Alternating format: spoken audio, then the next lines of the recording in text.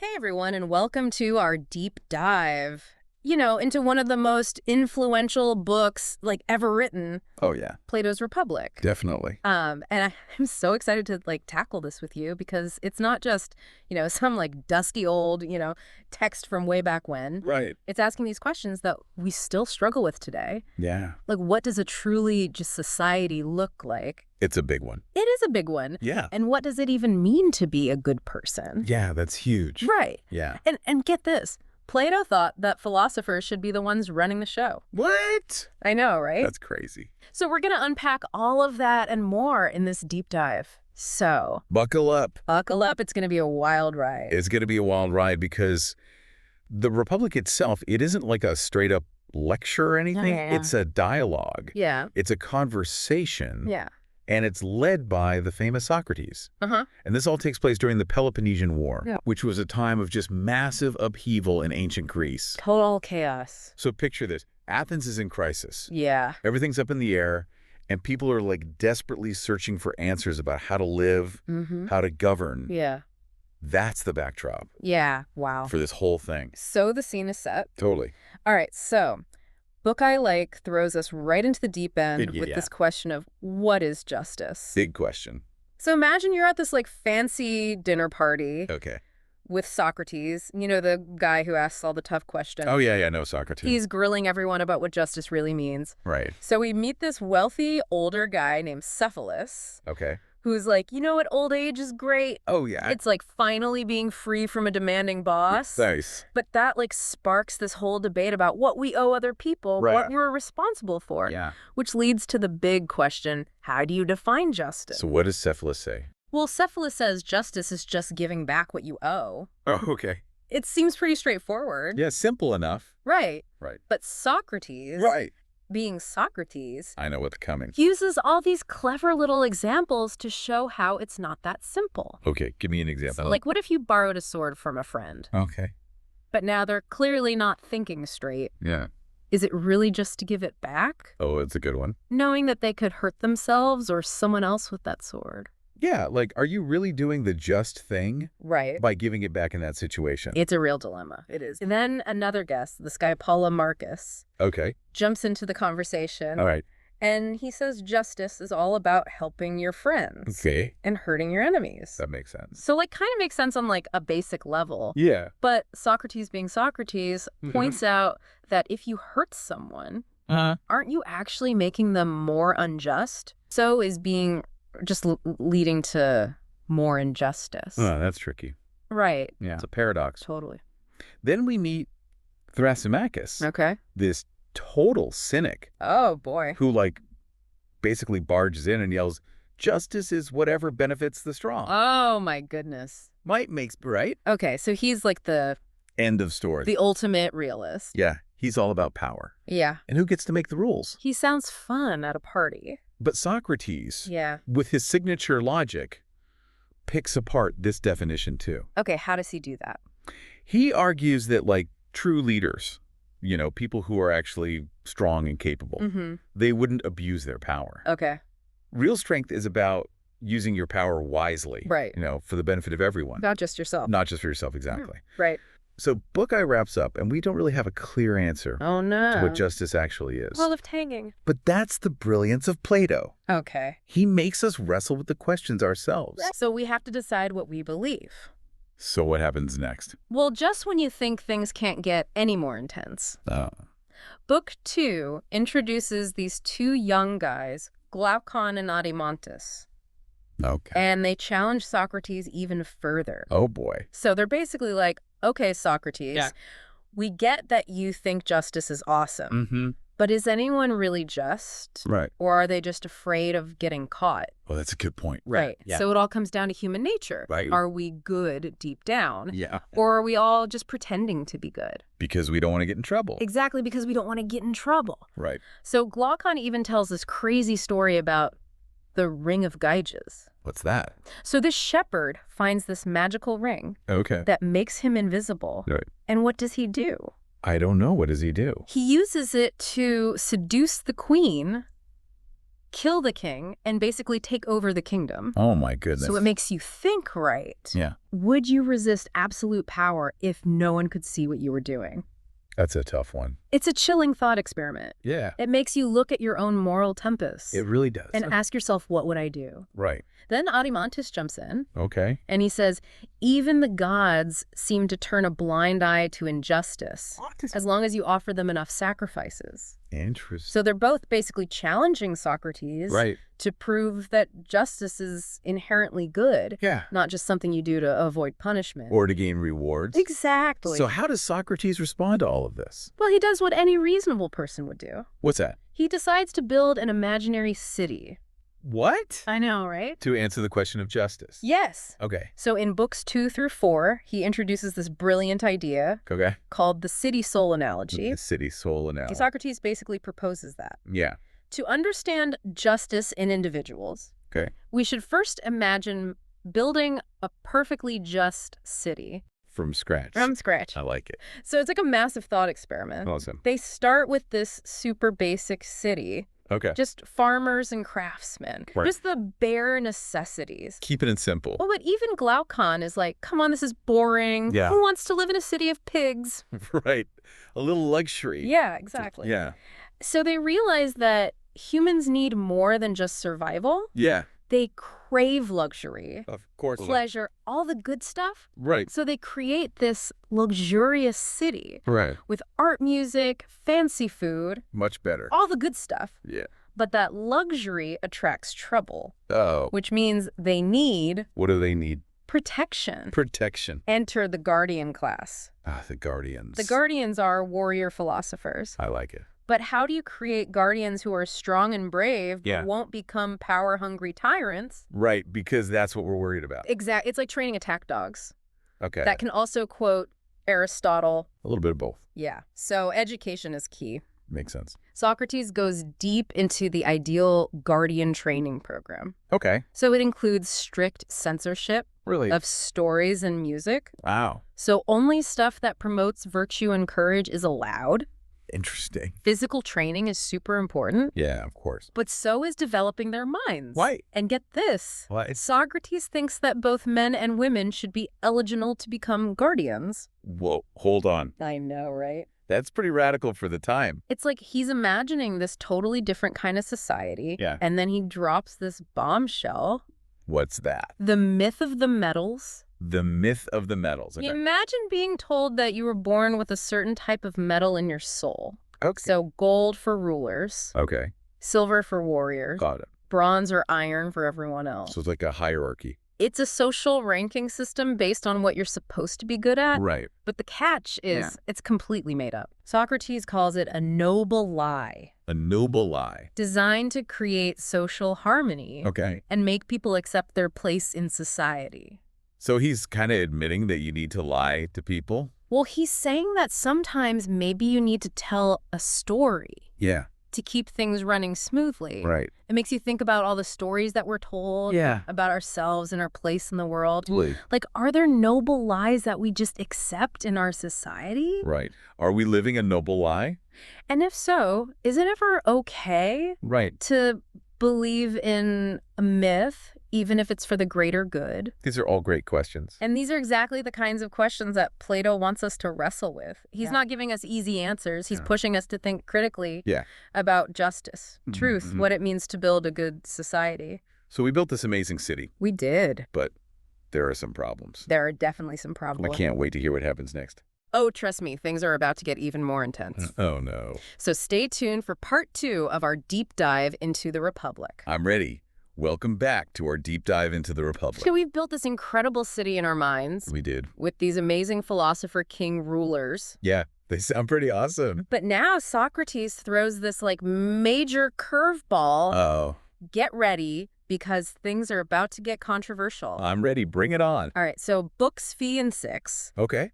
Bring us face to face with what Socrates calls waves. Waves. Criticism. And trust me, these are like tsunami level challenges to his ideas. Okay, I'm intrigued. Lay it on me. All right, so the first wave comes crashing down when Socrates suggests that women should be able to train as guardians. What? alongside men. Hold on. I know, right? We're talking about ancient Greece here. We are. It was a very different society. Totally, a society where women's roles were pretty limited. Right. Can you imagine how radical this idea would have been back then? It would have blown people's minds. It would have been revolutionary. Yeah. But Socrates argues that women, just like men, have the capacity for reason and virtue. Okay. He's not saying they're identical, Right. but that their souls have the same potential. Okay. So why shouldn't they have the same opportunity? So learn and grow. To learn and grow. Exactly. That's a question we're still asking today. Right. Yeah. It's like he's saying, hey, what if we judged people based on their abilities, not just their gender? Right. Like, what are you actually capable of? Exactly. Yeah. And then hold on tight. Okay. Because the second wave is about to hit. Uh-oh. Socrates drops this bombshell. What is it?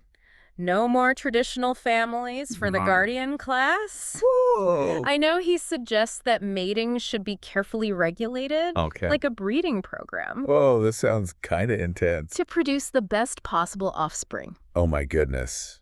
And get this. Yeah. Children would be raised communally without knowing their biological parents. He really wants to shake things up. Right. Yeah. It's like he's trying to create this ultimate sense of unity Yeah. and loyalty to the city. Okay.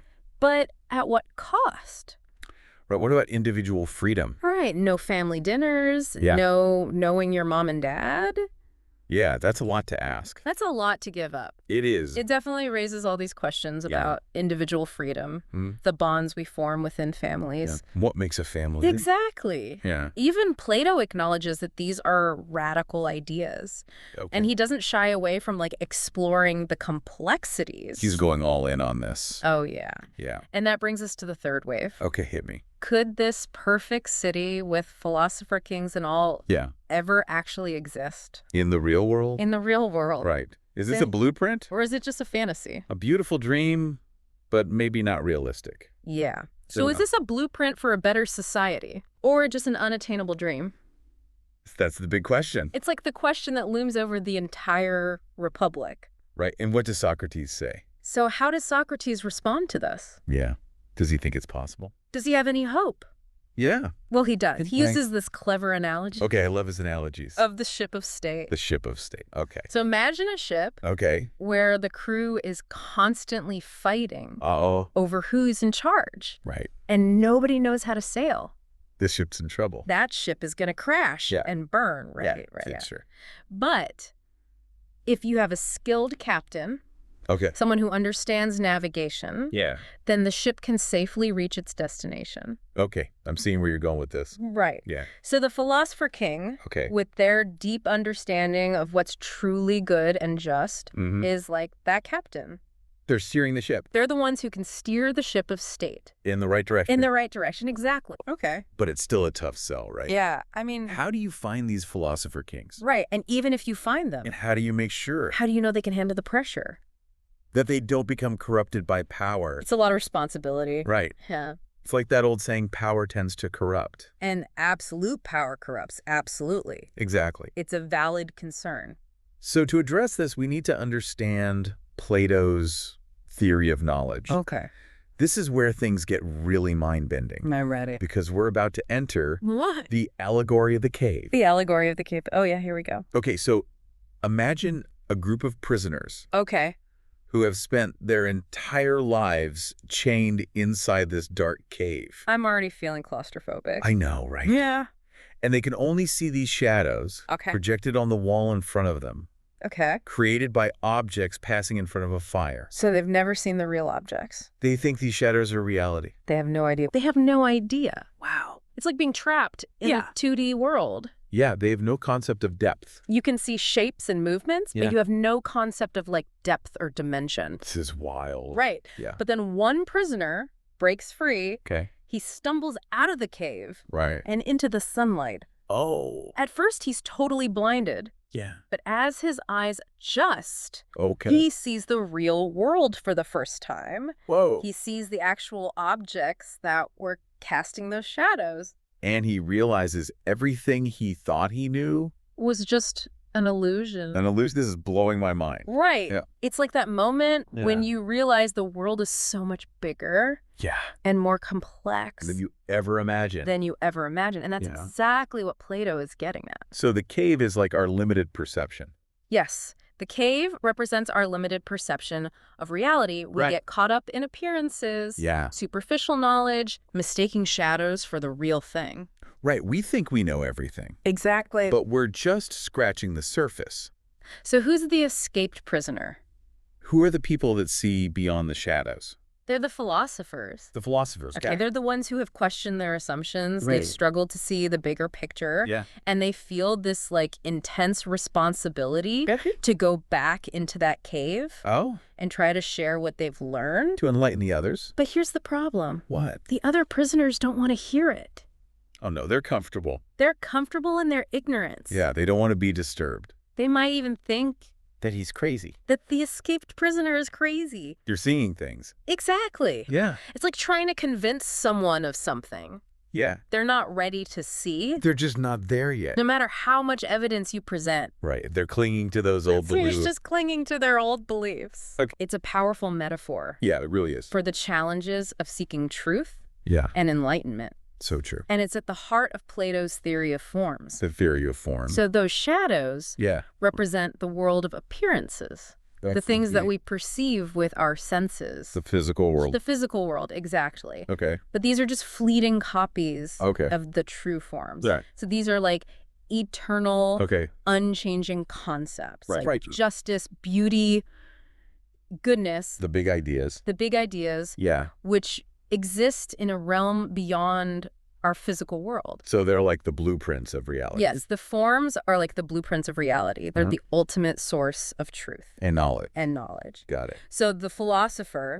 the one who escaped from the cave, is the only one who can truly grasp these forms. They've seen the light. They've seen the light of true knowledge. Okay. And they understand how everything fits together. It's like they've climbed to the top of a mountain. Right. And they can see the whole landscape. Exactly. But how do they get there? How do we access this higher level of understanding? Right. Yeah. How do we escape the cave? That's what we'll explore in part 3. I can't wait. Where we delve into Plato's divided line. Okay. And the analogy of the sun. The analogy of the sun. Get ready for even more mind-bending insights. I'm ready. Bring it on. All right, so we're back for the final part of our deep dive into Plato's Republic. I'm excited. We've tackled some seriously big questions about justice. Yeah. We built an ideal city in our minds. You did. And we even escaped from a cave. I'm still a little shaken up from that experience. Right. Yeah. It was pretty intense. Yeah.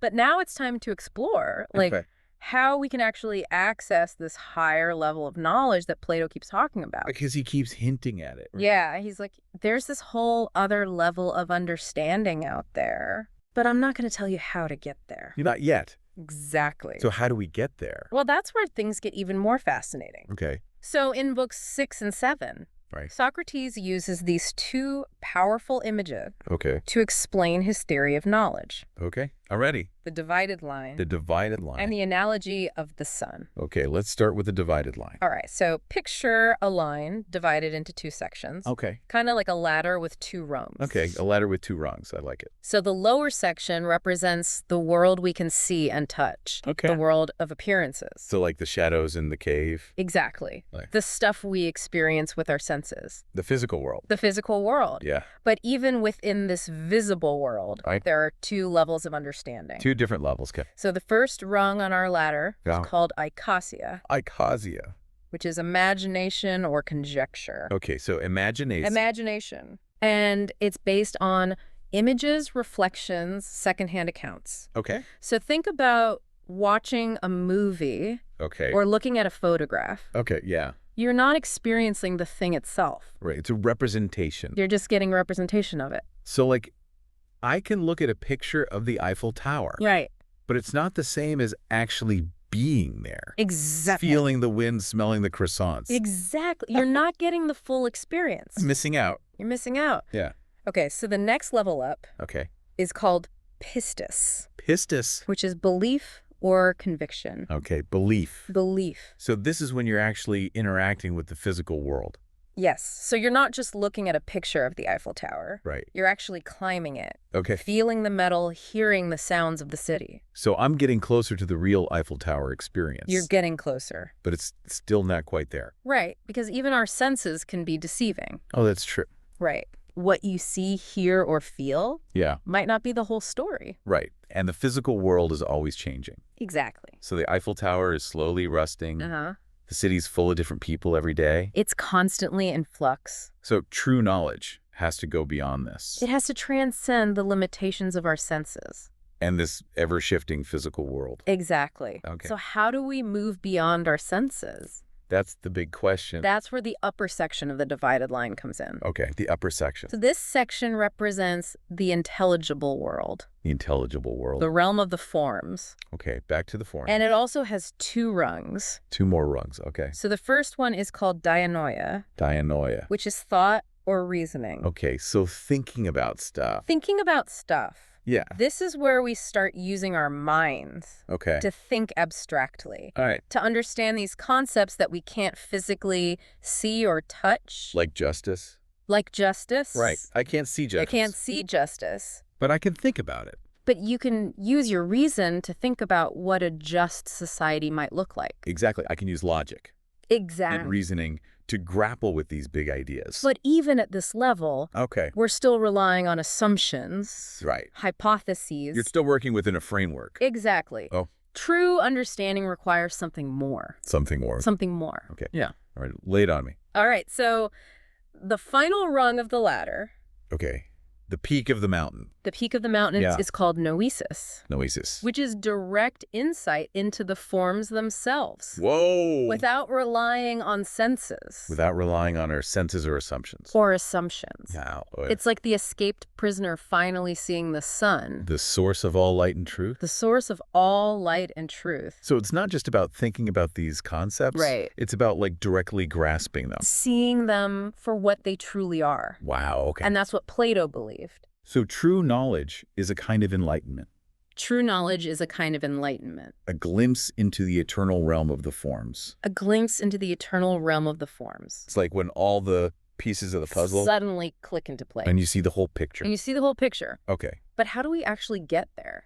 How do we reach this level of understanding? How do we ascend to this level of understanding? Well, that's where the analogy of the sun comes in. Okay. Just like the sun illuminates the physical world. Okay. Allowing us to see the form of the good illuminates the intelligible world. Okay. Allowing us to understand the forms. So the form of the good is like the ultimate source of truth and knowledge? Exactly. It's what makes everything else make sense. It gives meaning. It's the highest form. It's the one that gives meaning and purpose to all the others. And for Plato, this journey towards knowledge isn't just an intellectual exercise. Right. It's a moral imperative. Meaning the more we understand the good, the better people we become. Exactly. He believed that knowledge and goodness are intertwined. You can't have one without the other. So as we understand what is truly good, we become drawn to it. We become drawn to it. And our actions reflect that understanding. So it's like climbing a mountain. I like that. We start in the darkness of the cave, relying on our limited senses. Right, we're stumbling around. And then through reason and logic, we gradually ascend towards the summit. Okay. Where we're finally bathed in the sunlight of true knowledge. And that knowledge transforms us. That knowledge transforms us. Makes us better people. Makes us better people. Okay, so we understand the forms. Yes. We've reached enlightenment. But what happens when societies go astray? Oh, right.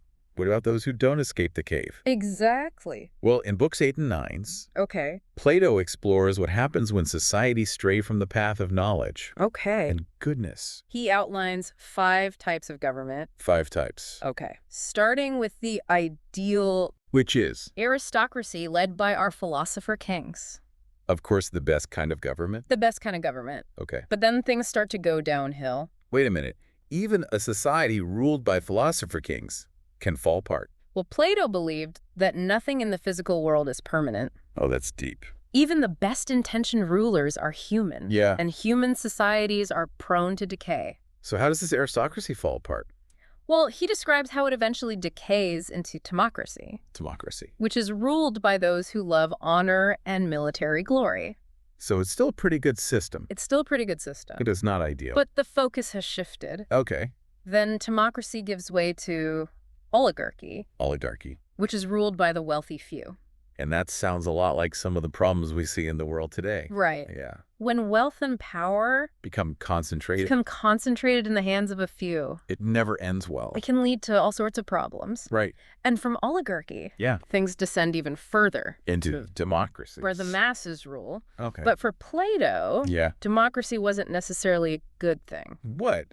I thought democracy was supposed to be the best. Well, he was worried about what he called excessive liberty. Excessive liberty. When individual freedom becomes so unchecked that it leads to chaos and instability. So even democracy, if it's not guided by wisdom and virtue, can become a problem. Can become a problem. Wow. Okay. And finally, from the chaos of unchecked democracy emerges tyranny. Tyranny, oh no. Rule by a single absolute ruler. That's the worst case scenario. This is the worst form of government, according to Plato. Okay. Because it represents the complete absence of justice and reason. So it's like a cautionary tale. It is a cautionary tale. About what can happen when societies lose their way. Exactly. It's pretty bleak. It's a bleak picture. But it feels relevant. But it also feels eerily relevant. To a lot of the challenges we face today. To some of the challenges that we're facing today. Yeah. So after this deep dive into the Republic, yeah, what stands out to you as its most enduring legacy?